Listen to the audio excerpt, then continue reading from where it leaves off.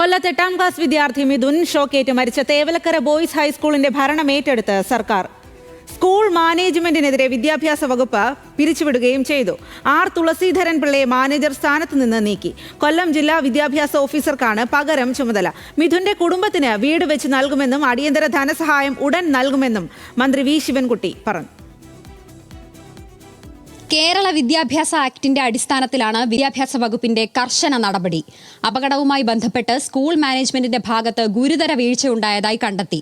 പൊതുവിദ്യാഭ്യാസ ഡയറക്ടറുടെ റിപ്പോർട്ടിന്റെ അടിസ്ഥാനത്തിലാണ് മാനേജ്മെന്റ് പിരിച്ചുവിടുന്നതിലേക്ക് വിദ്യാഭ്യാസ വകുപ്പ് കടന്നത്. പൊതുവിദ്യാഭ്യാസ വകുപ്പ് തേവലക്കര ബോയ്സ് ഹൈസ്കൂളിലെ മാനേജ്മെന്റിനെ പിരിച്ചുവിട്ട് സ്കൂളിന്റെ ഭരണം കൊല്ലം വിദ്യാഭ്യാസ ജില്ലാ ഓഫീസർക്ക് കൈമാറിക്കൊണ്ട് പൊതുവിദ്യാഭ്യാസ ഡയറക്ടർ ഉത്തരവ് ഇറക്കും.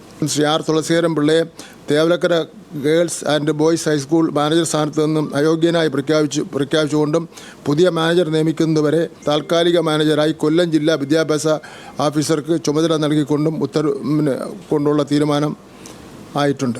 മാനേജ്മെന്റ് ഫണ്ട് ഉപയോഗിച്ച് തന്നെയായിരിക്കും സ്കൂൾ പ്രവർത്തനം. വിദ്യാഭ്യാസ ഓഫീസറുടെ ഭരണം അനിശ്ചിതകാലത്തേക്ക് തുടരാം. സുരക്ഷാ മാനദണ്ഡങ്ങൾ പാലിച്ചാണ് സ്കൂൾ പ്രവർത്തിക്കുന്നതെന്ന് ബോധ്യപ്പെടുന്ന ഘട്ടത്തിൽ മാനേജ്മെന്റ് പുനരുജ്ജീവിപ്പിക്കാം.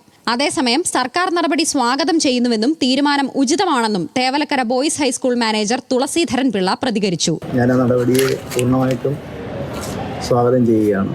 ഞാനും മാനേജ്മെന്റ് കമ്മിറ്റിയും പിന്നെ ഇത്തരം ഒരു സാഹചര്യത്തിൽ ഒരു സർക്കാരിനെ സംബന്ധിച്ച് എടുക്കുന്ന തീരുമാനം ഉചിതമാണ് എന്ന നിലയ്ക്കാണ്. ഞാൻ സർക്കാരിനെ വെല്ലുവിളിക്കാനൊന്നും ഞങ്ങളാരും ഉദ്ദേശിക്കുന്നില്ല. സ്കൂൾ സുരക്ഷ നിരീക്ഷിക്കുന്നതിനായി കൂടുതൽ നടപടികളിലേക്കും സർക്കാർ കടന്നിട്ടുണ്ട്. സ്കൂൾ തുറക്കുന്നതിന് മുൻപ് വിദ്യാഭ്യാസ ഡയറക്ടർ പുറത്തിറക്കിയ സർക്കുലർ അടിസ്ഥാനമാക്കി വിശദമായ ചെക്ക് ലിസ്റ്റ് തയ്യാറാക്കും.